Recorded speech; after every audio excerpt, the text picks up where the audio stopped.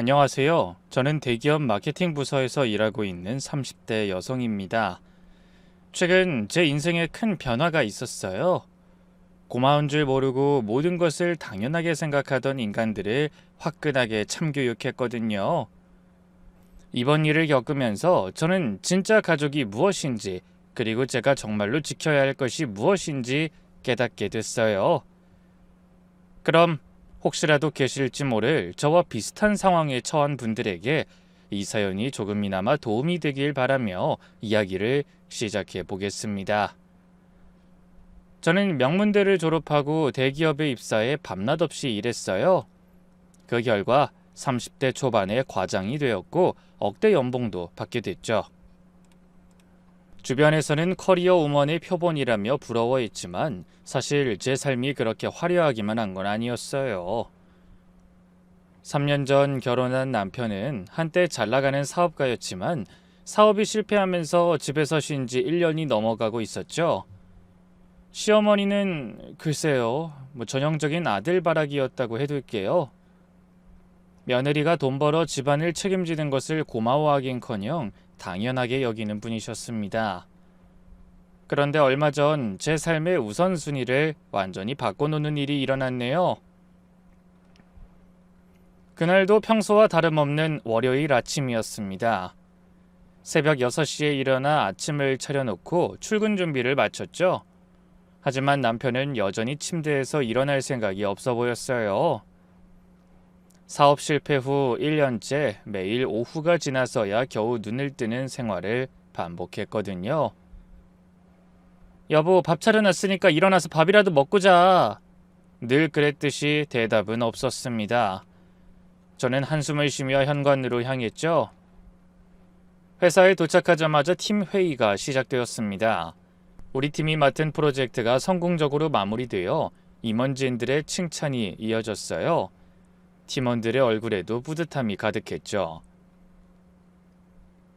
김 과장, 이번 프로젝트 성공적으로 이끄느라 정말 고생했어. 내년 승진 심사에서 좋은 결과 있을 거야. 본부장님의 격려에 저도 모르게 미소가 지어졌습니다. 적어도 회사에서만큼은 제 능력을 인정받고 있다는 게 무척 큰 위안이 되었어요. 억대 연봉을 받는 과장으로서 회사에서의 제 위치는 탄탄했습니다. 하지만 집에 돌아가면 무기력하게 누워만 있는 남편을 보며 애타는 속을 냉수로 달래야 했죠. 점심시간이 되어 동료들과 식사하던 중 친정엄마의 전화를 받았습니다. 미선아, 엄마야.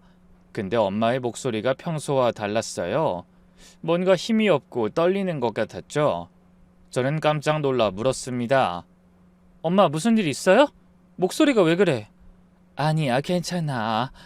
그냥 우리 딸 점심은 먹었나 해서. 전화를 끊고도 마음이 편치 않아 퇴근하고 친정에 들러야겠다고 생각했죠.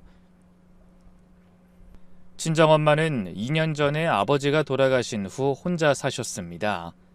자식이라곤 저 하나뿐이었지만 제가 사는 집과 친정까지는 차로 1시간이나 떨어져 있었어요. 그래서 자주 들르지도 못하고 살았네요.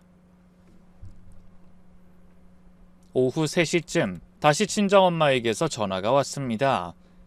평소에 일하는 저를 방해하지 않으려고 낮에는 전화도 잘 걸지 않던 엄마가 하루에 2번이나 연락하는 게 의외였어요. 아니나 다를까 이번엔 울먹이는 소리가 들려왔네요. 미선아, 사실은 엄마가 계단에서 넘어졌는데. 심장이 쿵 내려앉았습니다. 뭐라고요? 엄마 지금 어디예요? 여기 응급실이야. 저는 곧바로 팀원들에게 사정을 설명하고 병원으로 달려갔습니다. 병원까지 가는 택시 안에서 온갖 생각이 들었어요. 엄마가 혼자서 응급실에 계시는 동안 얼마나 외로우셨을까 싶고 제가 더 자주 찾아뵙지 못한 게 후회되더라고요. 점심때 전화했을 때 그냥 끊는 게 아니었는데 속으로 저 자신을 원망했습니다. 응급실에 도착하니 친정엄마가 병원 침대에 누워 계셨어요. 오른쪽 다리에 깁스를 하고 계셨고 얼굴은 고통으로 일그러져 있었습니다. 엄마 괜찮아요? 많이 아파? 미선아, 미안해. 너 바쁜 거 뻔히 아는데 보호자를 부르라고 해서. 엄마의 눈가가 촉촉해졌습니다. 저를 보자 안심이 되기도 하고 갑자기 서러움이 몰려온 것 같기도 하더군요. 무슨 소리예요? 당연히 내가 와야지. 아까도 그래서 전화했다가 아무 말도 못하고 그냥 끄는 거구나. 근데 어디서 어떻게 넘어지신 거예요? 집 앞 계단에서 장 보고 오다가 발을 헛디뎠어. 나이 같으니 이렇게 내 몸 하나 건사하는 것도 쉽지가 않다. 그때 의사가 와서 상태를 설명했습니다. 골절입니다. 수술은 필요 없지만 최소 6주는 깁스를 하고 계셔야 해요. 연세가 있으셔서 회복이 더딜 수 있습니다. 선생님, 저희 엄마가 혼자 사시는데 거동은 가능하신가요? 당분간 혼자서는 힘드실 거예요. 보호자가 옆에서 돌봐드려야 합니다. 의사가 병실을 나간 후 저는 엄마 손을 꼭 잡았습니다. 거칠어진 손이 제 가슴을 아프게 했죠. 엄마, 우리 집으로 가요. 제가 휴가 내고 돌봐드릴게요. 아니야, 미선아, 괜찮아. 내가 알아서 할게. 무슨 소리예요? 이 상태를 어떻게 혼자 지내요? 화장실도 못 가실 것 같은데. 그래도 네 남편이 뭐라고 하겠니? 시어머니도 자주 오시잖아. 맞습니다. 시어머니는 일주일에 2~3번은 꼭 집으로 오셨죠. 아들 얼굴 보러 온다면서요. 하지만 사실은 제가 장봐놓은 음식을 싸가시는 게 주 목적이었습니다. 내가 내 부모님 돌본다는데 왜 눈치를 봐요?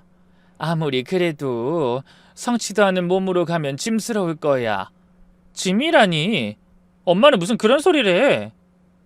진짜 날 생각하면 그런 말 하지 말고 그냥 같이 가요.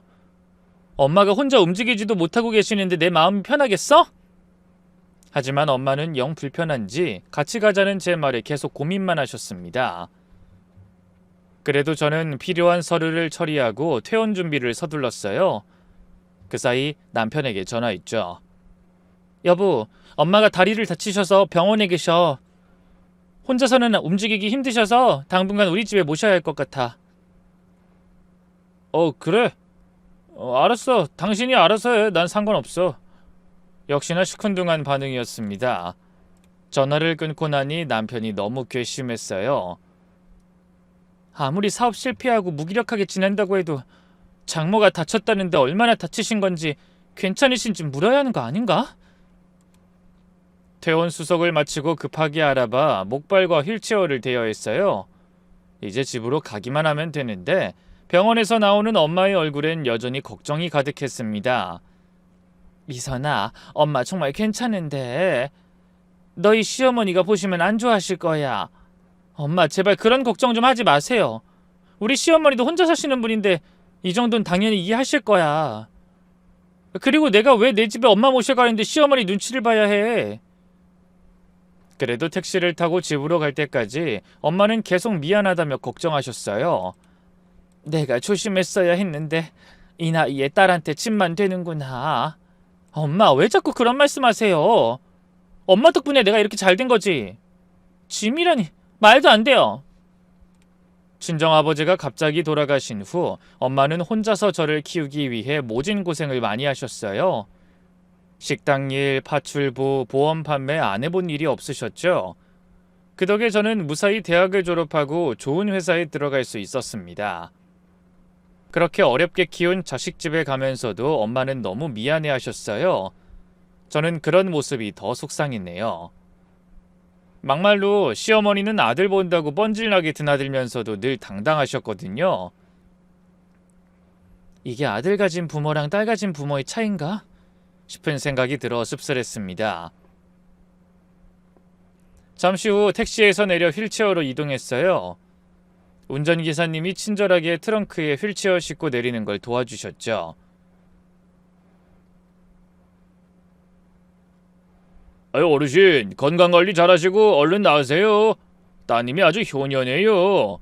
그 말에 엄마의 얼굴에 자랑스러움이 묻어나는 게 느껴졌습니다. 저는 괜히 코끝이 찡했어요. 엘리베이터에서 내려 현관문을 열고 들어서니 남편이 거실에서 TV를 보고 있더군요. 그런데 장모가 왔는데도 일어나지도 않는 거예요. 왔어?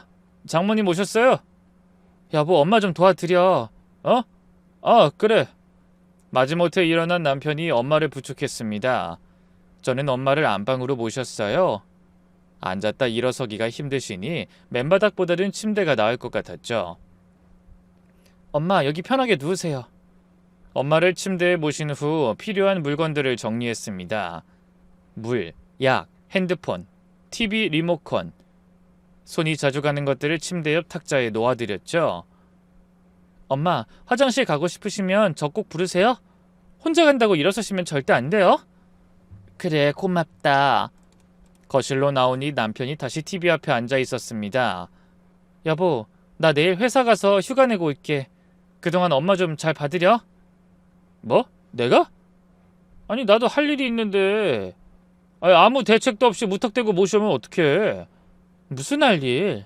하루 종일 집에 있으면서. 오래 해달라는 것도 아니고 내가 회사에 휴가 내러 가는 동안만 부탁한다잖아. 반나절이면 된다고. 나도 그냥 있는 거 아니야. 취업 준비하려고 하루 종일 인터넷 뒤지고.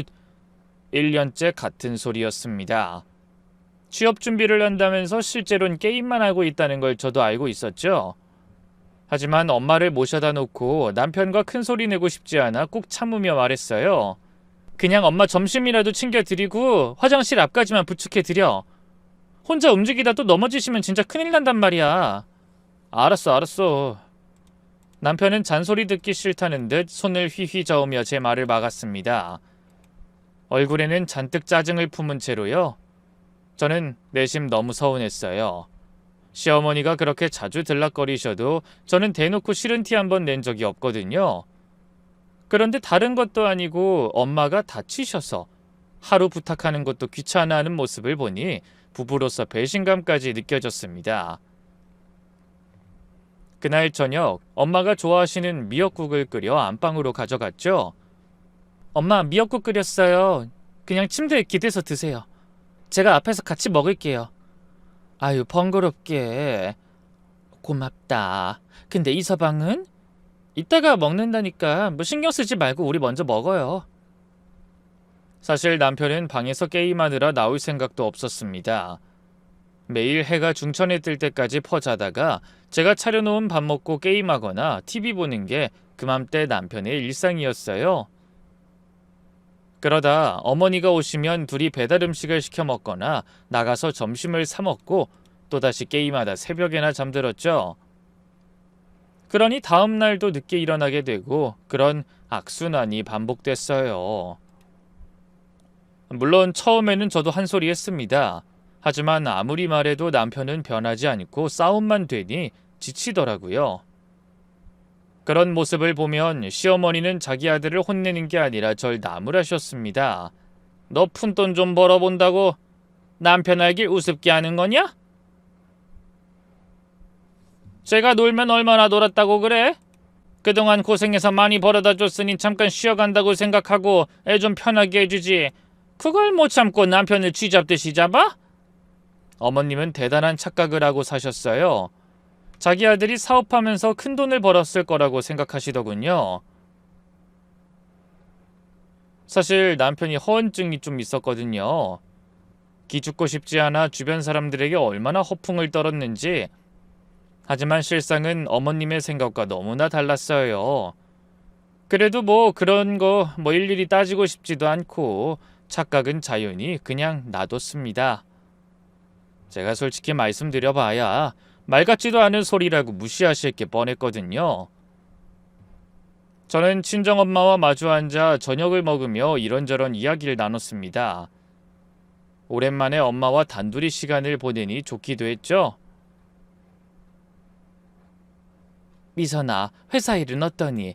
요즘도 많이 바쁘지? 네, 제가 맡아 진행하는 프로젝트가 많아서요. 그래도 재밌어요. 팀원들도 잘 따라주고. 우리 딸 정말 대단해. 그 큰 회사 과장이라니. 자랑스럽다 정말. 엄마가 저를 보며 빙긋이 웃으시자 저도 모르게 눈시울이 붉어졌어요. 친정엄마는 늘 저를 자랑스러워 하셨는데 시어머니는 한 번도 제 일을 인정해 주신 적이 없었거든요. 너무 회사에 매달리지 마라. 그깟 월급쟁이 신세 언제 어떻게 될지 모르는 거 아니냐? 괜히 일한답시고 남편 밥 굶기지 말란 말이야. 냉장고에 손 갈 게 하나도 없잖아. 살림이나 더 신경 써. 그렇다고 가만히 듣고 있을 제가 아니었어요. 냉장고에 손 갈 거 사놓으려면 제가 회사에 매달려야죠, 어머님. 벌어오는 사람이 없으면 냉장고는 누가 채우고 매달 공과금에 카드값은 누가 감당해요? 남편 수발만 든다고 하늘에서 돈이 떨어지나요? 뭐야? 내 아들이 어디 평생 놀 것 같아? 재충전 잘해서 다시 재기해야지. 그러려면 마누라가 내조를 잘해줘야 하는데 이건 매일 늦고 주말까지 회사밖에 모르니 아유 걱정이다 걱정이야. 그나마 제가 돈을 벌어 생활이 유지되는데도 어머님은 늘 저와 회사 일을 우습게 취급하셨어요. 주제에 푼돈 좀 번답시고. 저만 보면 이 말씀을 늘 입에 달고 사셨거든요. 다음날 아침 바쁘게 출근 준비하며 엄마를 향해 한 번 더 확인했어요. 엄마, 나 없다고 혼자 움직이면 큰일 나요. 급한 일 처리하고 휴가만 내고 올 테니까 그 전에 화장실 가고 싶으면 꼭 이서방한테 문 앞까지 데려다 달라고 해요. 알았지? 아유, 그래도 화장실은 남사스럽긴 앞에만 데려다 달라는 건데 그러게 뭐가 있어. 나 벌써 결혼한 지 3년째예요. 사위도 자식인데 이제 그만 좀 편하게 생각하세요. 그래, 알았어. 걱정하지 말고 잘 다녀와. 그나저나 나 때문에 회사 일에 지장이 생겨서 어쩌니? 엄마 때문에 잘 나가는 우리 딸 경력에 문제 생기는 건 아니겠지? 아니 무슨, 엄마 딸이 그동안 이뤄놓은 게 얼만데. 휴가 좀 낸다고 문제될 거 없어요. 엄마나 괜한 걱정하지 말고 푹 쉬고 계세요. 그런데 그때 현관문 열리는 소리가 들렸습니다. 보나마나 시어머니였어요. 비밀번호를 알고 계셔서 아무 때나 예고 없이 들이닥치곤 하셨죠. 준호야, 엄마 왔다. 그 소리를 듣고 남편이 방에서 나왔습니다. 아마 그날은 게임하느라 아예 날밤을 꼬박 새운 것 같더군요. 엄마, 오늘은 왜 이렇게 일찍 오셨어요? 아유, 늙은이 잠이 없어서 일어난 김에 반찬 좀 해왔지. 우리 아들 혼자 있을 때 먹을 거 없을까봐. 제가 매일 밥 차려놓고 나가는데도 일부러 들으란 듯이 그러셨죠. 어머님 오셨어요? 그래, 너 아직 안 갔구나. 근데 문 밖에 왜 못 보던 휠체어가 있니? 아침부터 집에 누가 왔니? 네, 저희 친정엄마가 오셨어요. 순간 시어머니의 표정이 딱딱하게 굳는 게 보였습니다. 뭐? 친정어머니가? 근데 왜 휠체어가 있어? 그때 안방문이 열리고 친정엄마가 목발을 짚고 나오셨습니다. 다리도 불편하시면서 시어머니 목소리를 듣고 직접 인사하려고 나오신 거죠. 아이고 사돈 안녕하세요. 친정엄마가 목발에 기댄 채 말씀하셨어요. 엄마가 다리를 다치셔서 혼자 계실 수가 없어서 제가 모셔왔어요. 그런데 시어머니는 친정엄마의 모습을 위아래로 훑어보시더니 한숨을 쉬며 마뜩찮은 표정으로 물으셨어요. 아니 어쩌다가... 근데 다쳤으면 병원에 입원하시지 왜 여기로 오셨어요? 역시나 시어머니도 자기 아들처럼 엄마 상태는 묻지도 않으셨죠. 저는 기분이 나빴지만 꾹 참고 대답했습니다. 입원할 정도는 아니고 집에서 안정을 취하시면 된다고 해서요. 아니 아무리 그래도 낮에 딸님이 회사 가면 우리 아들만 있는데 집에 환자가 있으면 준호가 불편하지. 그 말씀에 친정엄마의 얼굴이 빨개졌습니다. 저는 서둘러 엄마를 부축하며 말했어요. 엄마 자꾸 일어나지 마시라니까요. 원래 아픈 사람한텐 멀쩡한 사람이 와서 인사하는 거예요. 다음부턴 어머니 오셔도 일일이 일어나지 마세요. 어머님이 하루 이틀 오시는 게 아니거든요. 저는 뼈있는 말을 큰 소리로 외친 다음 엄마를 다시 침대에 눕혀드렸어요. 그리고 거실로 나오자 시어머니가 아들과 뭔가 속닥거리고 계셨습니다. 어머님, 전 출근해봐야 해서요. 그럼 쉬다 가세요. 아니 환자를 집에 데려다 놓고 넌 나가겠다고? 안 그래도 오늘 회사 가서 휴가 내고 올 거예요. 하루 정도는 사위가 장모님 좀 돌봐드릴 수 있는 거잖아요. 뭐? 휴가? 아니 내 아들 좀 챙겨주라고 할 땐 회사 일 때문에 바쁘다고 밤이고 주말이고 정신없이 쫓아다니더니 갑자기 회사까지 쉬겠다는 거냐? 그럼 돈은 누가 벌고? 저는 어이가 없어 코웃음이 나왔습니다. 그동안은 제가 벌어오는 돈을 그렇게 우습게 알더니 막상 회사를 쉰다고 하자 돈 걱정이 되는 모양이었죠. 일단 초기가 중요해서 제가 안 쓴 연차 다 모아서 쉴 거예요. 그 다음엔 천천히 괜찮은 간병인 알아봐서 여기로 부를 생각이고요. 그런 일을 시어미한테 왜 미리 상의도 안 했어? 설마 남편한테도 말 한마디 없이 혼자 결정한 건 아니겠지? 준호 씨한테는 어제 병원에서 미리 말했어요. 그리고 저희 엄마 혼자 사시고 자식이라곤 저 하나인데 거동도 힘드신 엄마를 여기 모셔오는 게 당연한 거 아니에요? 만약에 어머님이 다치셨어도 똑같이 했을 거예요. 나는 자식한테 그런 민폐 끼칠 생각 없다. 나이 먹을수록 몸 관리는 알아서 잘해야지. 안 그래도 살기 바쁜 애들을 왜 이렇게 번거롭게 해? 어머님은 친정엄마 들으라는 듯이 큰 소리로 말씀하셨어요. 저는 인상을 찡그리며 방으로 들어가 엄마한테 신경 쓰지 말라고 말씀드린 뒤 무거운 발걸음을 옮겨 출근했습니다. 얼른 가서 급한 일 처리하고 휴가 낼 생각에 마음이 급했거든요. 물론 엄마를 진짜 민폐가 뭔지도 모르는 모자와 계시게 하는 건 마음에 걸렸어요. 그래도 설마 고작 하루 만에 무슨 일이 있겠나 싶었죠. 하지만 그런 제 생각은 큰 오산이었어요. 시어머니가 상상 이상으로 이기적이고 못된 사람이라는 걸 분명하게 알게 되는 사건이 일어났거든요. 그리고 그 사건이 제 인생의 큰 전환점이 되리라는 것도 미처 예상하지 못했습니다.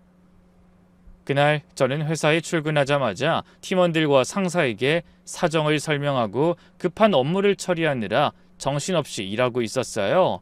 그런데 그때 평소 친하게 지내던 동대표 아주머니가 전화하셨더라고요. 타고나길 낙천적이고 항상 웃는 표정이라 사람들한테 평이 아주 좋은 분이셨죠. 하지만 그날 전화한 아주머니는 평소처럼 명랑한 목소리가 아니었어요. 근심이 가득 담긴 듯 한숨 쉬며 제 이름을 부르시더라고요. 미선씨, 혹시 집에 무슨 일 있는지 알고 있어? 네? 왜요, 아주머니? 아까 내가 동의서 받을 게 있어서 이 집 저 집 돌아다니고 있는데 미선씨네 집 현관문이 열려있고 안에서 큰 소리가 들리더라고. 네? 큰 소리요? 아니 무슨...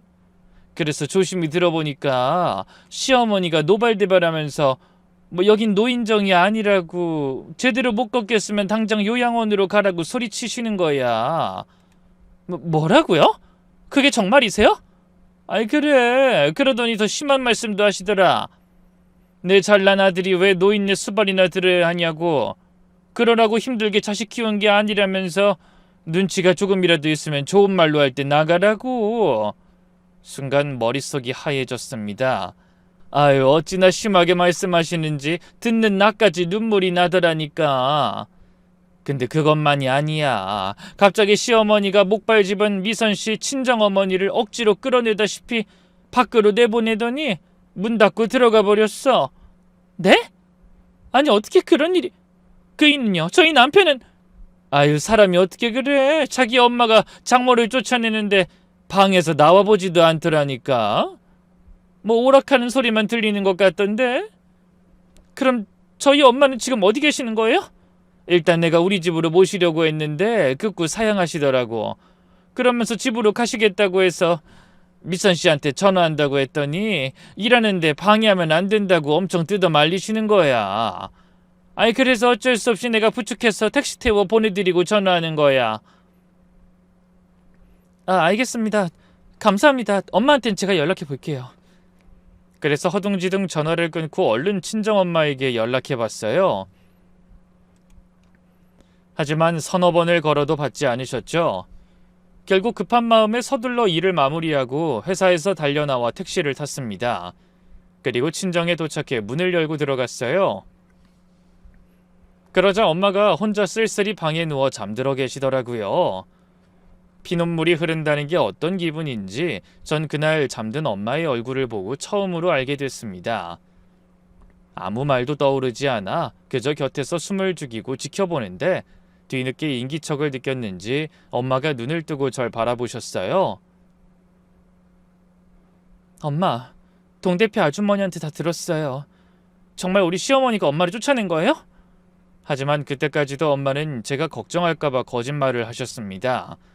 아니야, 그냥 이서방이랑 안 싸우니 불편해하시는 것 같아서 내가 내 발로 나가겠다고. 거짓말.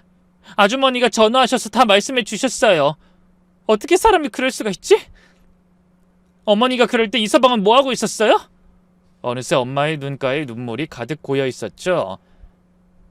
이서방은 미안해했어. 엄마 괜찮아, 미선아. 정말이야. 나도 내 집이 편하지. 안 봐도 뻔해. 그 인간이 엄마 그렇게 당하는데도 또 게임만 하고 있었던 거 맞죠? 아니라니까. 제발 이서방한테 아무 말도 하지 마. 엄마 때문에 부부 사이까지 나빠지는 거 바라지 않아. 아니, 사이가 나빠져도 그건 시어머니랑 그 인간 때문이지 엄마 때문 아니에요.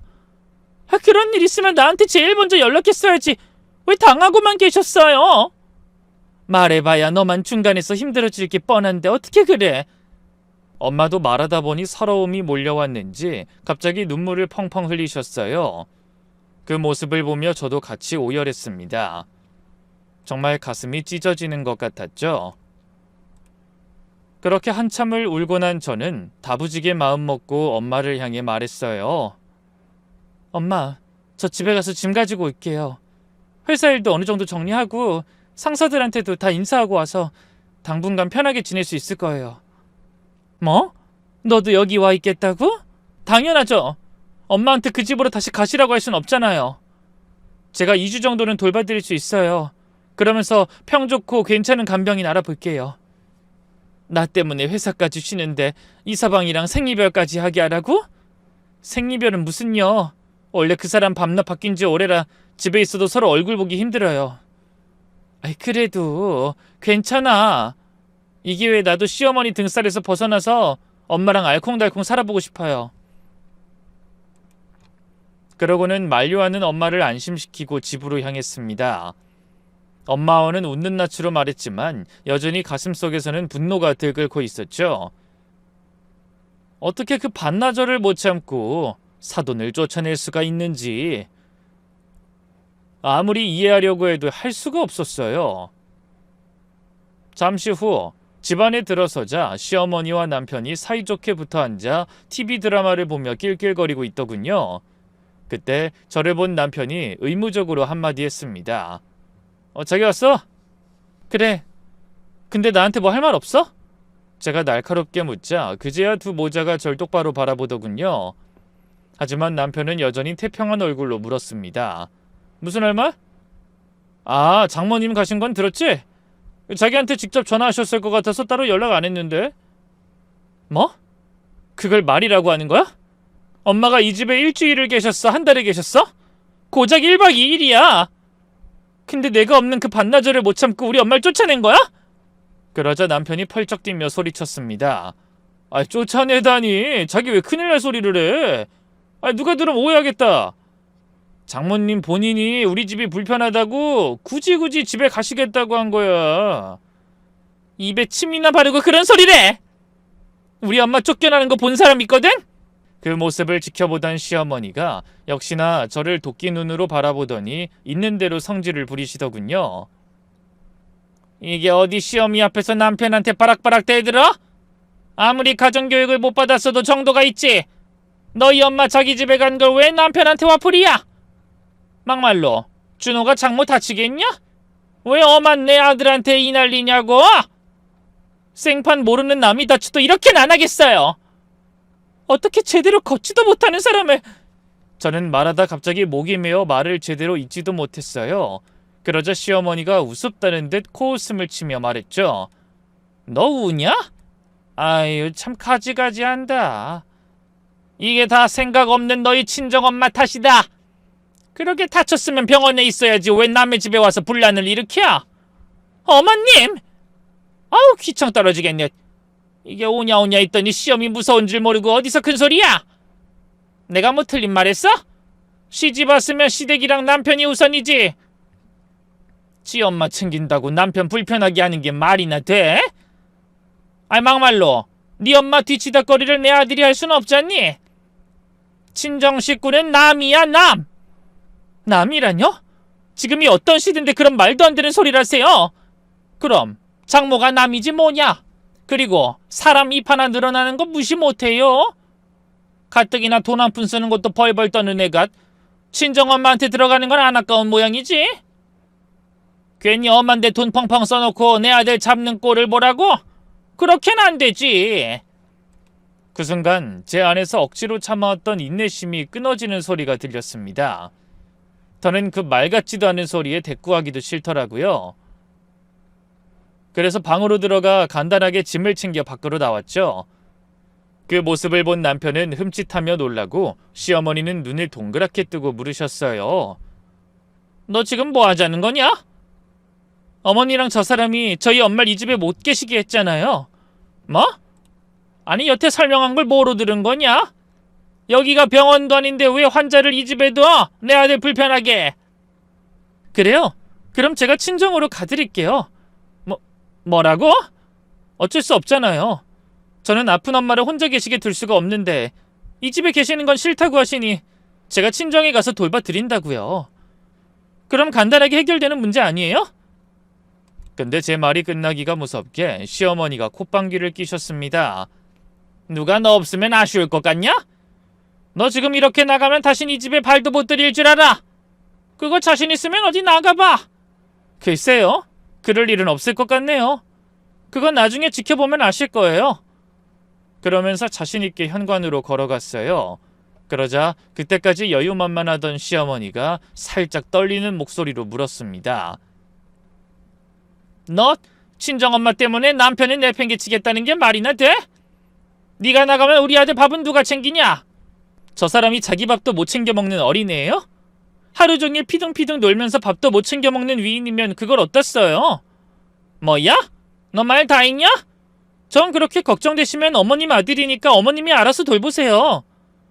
그동안 저도 바쁘게 회사 다니면서 밥, 청소, 빨래 정말 힘들었거든요? 이제 아드님 수발은 어머니가 직접 들어보시란 말이에요. 그 말을 끝으로 저는 망설임 없이 현관문을 열고 밖으로 나왔습니다. 뒤에서 시어머니와 남편이 부르는 소리가 들렸지만 신경 쓰지 않았어요. 이미 제 마음은 정해졌고 무슨 짓을 해도 되돌릴 수 없을 만큼 두 사람에게 오만정이 다 떨어졌거든요. 그렇게 친정으로 돌아온 저는 엄마가 잠드신 틈을 타 짐을 정리했습니다. 당장 필요한 옷가지와 화장품, 그리고 가장 중요한 것들을 챙겨왔어요. 바로 통장과 인감, 등기권리증, 각종 계약서와 중요 서류들이었죠. 사실 짐을 챙겨 택시 타고 친정으로 향하는 동안 저는 묘한 해방감을 느꼈어요. 마치 무거운 짐을 내려놓은 것 같은 기분까지 들었죠. 솔직히 그동안 말은 하지 않았지만 백수로 놀고 먹는 남편과 자기 아들 귀한 줄만 아는 시어머니를 보고 사는 게 여간 괴롭지 않았거든요. 거기다 두 사람은 저에 대한 고마움은 눈꼽만큼도 모르고 있었어요. 제가 해주는 모든 걸 당연하다는 듯이 누리고만 살았죠. 하지만 친정엄마 사건을 계기로 이제 더는 그렇게 살 필요가 없다는 걸 뼈저리게 깨달은 겁니다. 제가 바보라서 그동안 참고 산 게 아니에요. 그래도 가족이니까 도리는 하려고 한 거죠. 그런데 이 뻔뻔한 시어머니와 무능한 남편은 저와 엄마를 가족으로 여기지 않는다는 걸 그제야 알게 됐어요. 그래서 뒤늦게라도 마음을 고쳐먹기로 한 거죠. 다음 날 아침, 저는 아침 식사를 마친 친정엄마 앞에서 차분하게 그간의 일과 제 결심을 말씀드렸어요. 엄마는 한숨을 쉬며 제 손을 잡으셨습니다. 미선아, 정말 괜찮겠니? 이혼이 쉬운 일이 아닌데. 그리고 나 때문에 이런 일 생긴 것 같아서 영 마음이 불편하다. 네, 저는 부당한 대우를 더는 견디기 싫어 이혼을 선택했습니다. 아니요, 제 말 다 들으셨잖아요. 그동안 엄마 속상하실까봐 말을 안 해서 그렇지 결혼하고 지금까지 그 집구석에서 맘 편하게 웃은 적이 몇 번 없어요. 회사에서 잔뜩 자존감 키워서 집에 가도 시어머니랑 남편한테 전 그냥 당연하게 돈 벌어오고 집안일하는 몸종이었다니까요. 더는 그렇게 살기 싫어요. 미선아, 그리고 그 인간 제기 못해요. 엄마도 어떻게 사는지 보셨잖아요. 그렇게 게으른 인간이 뭘 제대로 해내겠어요? 정신 차리려면 아직 멀었죠. 아니, 아예 정신이 차려질지도 모르겠고요. 그래도 기회는 한 번 더 줘보지 그러니. 기회요? 그동안 수없이 많이 줬어요. 그리고 엄마도 아시다시피 그 아파트도 제 명인 거 아시죠? 대학 때부터 아르바이트해서 번 돈이랑 회사 다니면서 꼬박 적금 든 거, 그리고 제 이름으로 받은 대출로 산 집이잖아요. 그 인간은 사업이 불안정해서 대출도 제대로 받을 수 없는 상태였어요. 그렇긴 하지. 그래도 너는 그거 시어머니한테 한번 생색내지도 않았지. 나도 그렇고. 그러니까요. 근데 고마운 것도 모르고 기가 막혀서. 그 인간이 얼마나 자기 엄마한테 사업으로 큰 돈 번 것처럼 떠벌렸는지 어머님은 그 집도 자기 아들이 산 건 줄 알잖아요. 제가 그 모든 걸 다 양보하고 이해해줬는데 그 인간이랑 시어머니는 꼬라지 좀 보세요. 뻔뻔해도 정도가 있어야죠. 그렇습니다. 시어머니가 뻔질나게 드나들던 그 집은 정작 어머님 아들의 집이 아니었어요. 제가 뼈 빠지게 벌어 마련한 제 명의로 된 아파트였죠. 게다가 결혼 생활 내내 남편은 어떠한 경제적 도움도 주지 않았어요. 사업한다고 오히려 손을 벌리면 벌렸지 생활비 한번 제대로 내놓은 적이 없거든요. 하지만 저희가 좋은 집에서 부족함 없이 살자 시어머니는 그 모든 게 자기 아들 공이라고 여기고 있었어요. 솔직히 저는 이혼해도 아쉬울 게 하나도 없었죠. 네가 정 그렇다면. 근데 이혼도 쉬운 게 아니라던데. 괜찮아요, 엄마. 이미 어제 택시 타고 오면서 변호사도 다 알아봤어요. 이따가 잠깐 나가서 상담만 받고 올게요. 그날부터 저는 친정엄마와 그간 밀린 이야기를 도란도란 나누며 편안한 시간을 보냈습니다. 살림에 대해서 참견하는 사람도 없고 제가 장봐온 재료를 온전히 다 쓸 수 있는 것도 좋았어요. 늘 퇴근할 때 무겁게 장을 봐와서 다음날 저녁을 하려고 하면 시어머니가 식재료를 몽땅 들고 가버리신 뒤였거든요. 그때는 사소한 걸로 쪼잔해지고 싶지 않아 말을 아꼈어요. 그런데 나중에 생각하니 그 비용까지 다 청구해버리고 싶게 얄밉더라고요. 몇 시간 후 남편에게서 전화가 걸려왔습니다. 받고 싶지 않았지만 뭐라고 하는지 들어보자는 심정으로 대답했어요. 여보세요? 자기야, 집에 언제 올 거야? 진짜 영영 친정에서 살겠다는 건 아니지? 당연하지. 설마 내가 그 집을 당신 주고 여기서 계속 살겠니? 그 집도 엄연한 내 집인데 누구 좋으라고? 장난하지 마. 당신 기분 나쁜 거 알았으니까 적당히 하고 당장 집으로 와. 내 밥은 어쩌라는 거야? 너 시위하느라 남편은 나 몰라라 하겠다는 거야? 장난 같은 소리 하고 있네. 지금 이 상황에 내가 네 밥이나 해주게 생겼어? 끔찍한 소리 때려치우고 네 밥은 알아서 챙겨 먹어. 그리고 곧 서류 하나 도착할 테니까 받아서 도장이나 찍어보내. 그러고는 전화를 끊어버렸습니다. 곧이어 시어머니에게도 전화가 왔지만 받지 않았죠. 그날 변호사와 상담을 끝내고 집에 돌아가니 엄마가 기부스를 한 채로 주방에 서 계셨어요. 저는 얼른 들어가 엄마를 말리며 말했네요. 엄마 뭐해요? 저녁은 내가 와서 준비한다고 했잖아요. 아니, 나 때문에 고생하는 것 같아서. 너 좋아하는 된장찌개라도 내 손으로 끓여주고 싶어서. 그런 엄마를 보니 가슴이 아팠습니다. 엄마표 된장찌개 너무 맛있지. 근데 오늘은 말고요. 얼른 나와서 제대로 서 계실 수 있을 때 해주시면 맛있게 먹을게요. 오늘은 저기 앉아서 저한테 설명만 해주세요. 그러자 힘없이 웃으며 의자에 앉으셨죠. 그날 저녁을 먹으며 엄마가 조심스럽게 남편 얘기를 꺼내셨어요. 이서방은 뭐라고 하니? 화내죠. 당장 돌아오래요.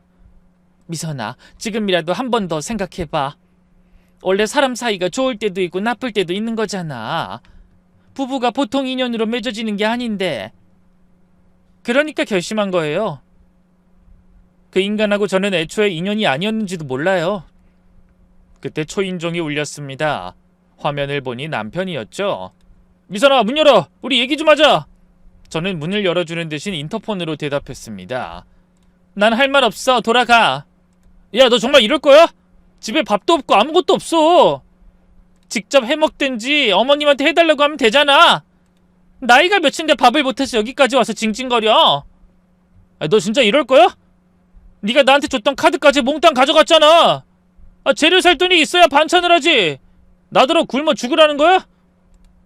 그러게 있을 때 잘할 것이지. 이미 기차 떠났거든? 그러고는 인터폰을 꺼버렸습니다. 그러자 남편은 창피한 줄도 모르고 문을 두드리고 소리를 지르다 제풀에 꺾여 돌아갔어요. 하지만 그대로 포기한 게 아니었나 봐요. 다음 날부터 폭풍 같은 연락이 시작됐거든요. 남편과 시어머니가 지겹도록 돌아가며 전화를 걸었어요. 아무리 그래도 제가 전화를 받지 않자 이번엔 시어머니가 친정에 찾아오셨습니다. 저는 엄마 앞에서 흉한 꼴 보이고 싶지 않아 시어머니를 앞장 세워 아파트 단지 옆 카페로 갔죠. 너 이게 무슨 짓이니? 남편을 버리고 집을 나가? 그날 다 보셨잖아요.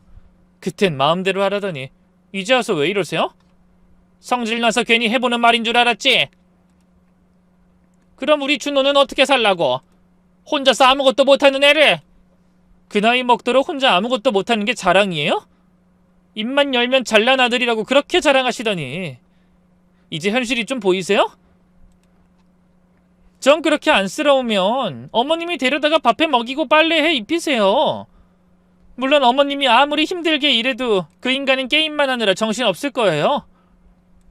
제가 태도를 쉽게 바꿀 것 같지 않자 시어머니가 작전을 바꾼 것 같더군요. 갑자기 제대로 나오지도 않는 눈물을 짜내며 이렇게 말했어요. 미선아, 내가 잘못했다. 그동안 내가 좀 심했지? 사실 우리 아들이 돈벌이를 못하니 네가 애를 우습게 여길까봐 더 그랬어. 내가 잘못했다. 앞으로 잘할 테니 그만하고 집으로 돌아와라. 하지만 저는 대꾸도 하지 않고 어머님과 그랬던 것처럼 콧방귀만 뀌었습니다. 그러자 상대가 더 간절하게 매달렸어요. 예, 준호도 반성하고 있어. 일자리도 알아본다더라. 저는 쓴웃음을 지었습니다. 제가 집을 나온 지 겨우 며칠 만에 일자리를 알아본다니 그동안은 왜 안 했을까요? 그 인간 그거 그냥 쇼하는 거예요. 그리고 어머님, 죄송하지만 전 이미 변호사 만나서 이혼 절차 진행하기로 했어요. 이제 그만 포기하세요. 뭐? 이혼? 시어머니 얼굴이 새파랗게 변했습니다. 네, 그러니까 준호 씨한테 얼른 짐 정리해서 나가라고 하세요. 뭐야? 이혼하면 하는 거지 멀쩡한 준호들어 왜 나가라 말아야? 어머님, 그 집 제 명의인 거 아직도 모르세요? 뭐라고? 아니 이게 무슨 소리야? 멀쩡한 가장이 따로 있는데 왜? 어머님, 그 인간 결혼 생활 내내 돈 한 푼 내놓은 적 없어요. 어머님한테 사업 잘 된다고 얼마나 허풍을 떨었는진 모르겠는데 망하기 전에도 직원 월급 줄 돈이 모자란다고 저한테 손까지 벌렸다고요. 그런 인간이 무슨 돈이 있어서 집을 사요? 어머님은 아들이 돈 잘 벌어서 집 산 줄 아시겠지만 저 없으면 그 인간 개털이라고요. 그럴 리가. 시어머니는 덜덜 떨리는 손으로 물컵을 집어들어 단숨에 들이켰어요. 못 믿겠으면 등기부 등본 떼보세요. 저는 이혼하고 그 집 정리할 생각이에요. 그러니까 준호씨 당장 나가라고 하시라고요. 아니 그럼 우리 준호는 어디에 살라는 거니? 그건 어머님이랑 준호씨가 알아서 하셔야죠. 제가 이혼한 전남편 생계까지 책임질 만큼 인류애가 넘치는 사람은 아니거든요. 시어머니는 한참 말을 잇지 못하다가 갑자기 제 앞에 무릎을 꿇으려 하셨습니다. 저는 깜짝 놀라 그런 시어머니를 일으켜 세웠죠. 지금 뭐 하시는 거예요? 이러지 마세요. 미선아, 제발 한 번만 용서해줘. 앞으로 정말 잘할게. 안사돈한테도 내가 찾아가서 사과하마. 아니, 그 사돈 다리 다 나으실 때까지 내가 간병해드리는 건 어떠니? 뭐라고요? 네가 그동안 얼마나 큰 역할을 하는 애였는지 내가 미처 몰랐어. 제발 이 노인네 봐서라도 한 번만 기회를 다오. 주변 사람들이 쳐다보기 시작했습니다. 저는 시어머니를 진정시키고 자리에 앉히려 애썼어요. 어머님 제발 이러지 마세요. 사람들이 쳐다보잖아요. 보든 말든 상관없어. 내 아들이 굶어 죽고 길거리에 나앉게 생겼는데 내가 못할 게 뭐가 있겠니? 결국 저는 어머님을 피해 자리에서 일어설 수밖에 없었습니다. 그만하세요. 아무리 이러셔도 소용없어요. 준호 씨한테 한 말 그대로 돌려드릴게요. 기차는 이미 떠났으니 뒷북치지 마시고 그만 가세요. 그 길로 저는 다시 변호사 사무실에 들러 진행 상황을 확인했죠. 변호사님은 재산 분할은 전혀 없을 거라고 하셨습니다. 모든 재산이 제 명의였고 그 재산을 이루는 동안 남편의 기여든 전무했으니까요. 변호사는 제 카드 내역과 폐업한 남편 회사의 재정 상태, 남편의 신용도를 바탕으로 이를 증명할 자료를 만들었어요. 상담을 마치고 친정에 돌아가니 엄마가 걱정스러운 표정으로 저를 맞으셨습니다. 미선아, 아까 네 시어머니가 여기도 왔다 갔어. 네? 여기도요? 그래, 무릎 꿇고 싹싹 빌더라. 자기가 미쳤었던 것 같다고 울면서. 저는 한숨을 쉬었습니다. 그거 다 거짓말이에요. 그래서 엄만 뭐라고 하셨어요? 내가 결정할 일이 아니라고, 네가 알아서 할 거라고 했지. 잘하셨어요. 앞으로는 시어머니든 그 인간이든 찾아오면 상대하지 말고 그냥 경비실에 요청하든지 아니면 경찰을 불러버리세요. 하지만 그 뒤에도 두 모자는 줄기차게 친정에 찾아와 화를 내기도 하고 무릎을 꿇기도 하며 생쇼를 벌였어요. 그래도 제가 꿈쩍하지 않자 한동안 조용하더군요. 그러다 이혼조정법원에서 남편을 만나게 됐습니다. 그런데 남편은 불과 몇 달 전과는 완전히 다른 사람이 되어 있었어요. 살이 몰라지게 빠지고 수염도 제대로 정리하지 않았더라고요.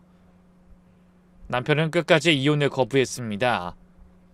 그래서 결국 소송까지 가야 하는 상황이 되었네요.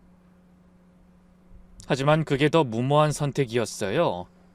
재산 분할은커녕 전 그간 남편의 가장으로서의 안일한 태도와 시어머니가 저희 엄마에게 모멸감을 준 걸 이혼 사유로 들어 위자료까지 청구했거든요. 그래서 땡전 한 푼 건지지 못한 남편은 저에게 1,000만 원의 위자료도 지급해야 한다는 판결을 받았죠. 그 뒤로 저는 남편과 함께 살던 집을 팔았어요. 얼른 정리하고 싶어 시세보다 좀 낮게 내놨더니 금방 계약이 되더라고요. 남편은 한 달만 시간을 달라고 했고 저도 그 정도는 허락했습니다. 그런 다음 친정 근처에 새 아파트를 계약했어요. 친정엄마와 더 편하게 살 수 있는 큰 평수의 아파트를 산 겁니다. 그 사이 믿을만한 간병인의 도움으로 엄마도 건강을 많이 회복하셨고 회사에 돌아간 저도 다시 일에 집중할 수 있었습니다. 하지만 남편은 여전히 속을 썩였죠. 한 달이 지나도 집을 비우지 않고 버티고 있었던 거죠. 결국 법적 조치를 취하겠다는 엄포를 놓고서야 어쩔 수 없이 나가더라고요. 얼마 후 엄마와 저는 새 집으로 이사해 치킨과 맥주로 소박하게 파티를 했습니다. 엄마, 저 이제 새 출발하는 거예요. 이제 우리 둘이 다시 행복하게 살아요? 그래, 많은 일이 있었지만 엄마는 항상 널 믿고 응원해. 고마워요, 엄마. 이제 홀가분해졌으니 더 회사 일에 집중할 수 있을 것 같아요.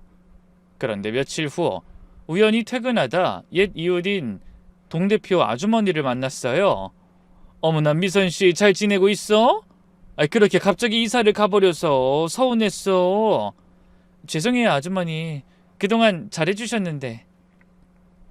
나중에 연락드릴 테니 식사 한번 해요. 근데 이 동네에는 어쩐 일이세요? 아, 내 친구가 이 동네에 살거든. 근데 나 오늘 친구네 집 갔다가 아주 깜짝 놀랐잖아? 어머, 왜요? 그 집 시어머니 대체 언제부터 아파트 청소를 한 거야? 네? 저희 시어머니가요? 동대표 아주머니는 그냥 제가 이사 갔다고만 알고 이혼한 건 모르고 계셨죠. 저는 길게 설명하고 싶지 않아 그냥 대충 얼버무렸습니다. 아, 제가 요즘 바빠서 어머님을 만난 지 한참 됐어요. 그랬구나. 내가 미선씨 시어머니한테 악담하는 것 같아서 좀 그렇지만 난 좀 고소한 생각이 들더라고. 뭘 잘못했는지 관리소 소장한테 눈물이 쏙 빠지게 혼이 나고 있더라니까. 들어보니 놀고 먹는 아들을 대신해 돈벌이하기 위해 시어머니가 아파트 청소 직원으로 취직한 모양이었습니다. 하긴 그동안은 연금이랑 저축으로 어머니 혼자 노후는 큰 문제가 없었지만 덩치가 큰 백수 아들을 먹여 살리려면 그걸론 한없이 부족했죠. 결국 일자리를 알아본다던 전 남편의 말이 새빨간 거짓말이었다는 게 드러났어요.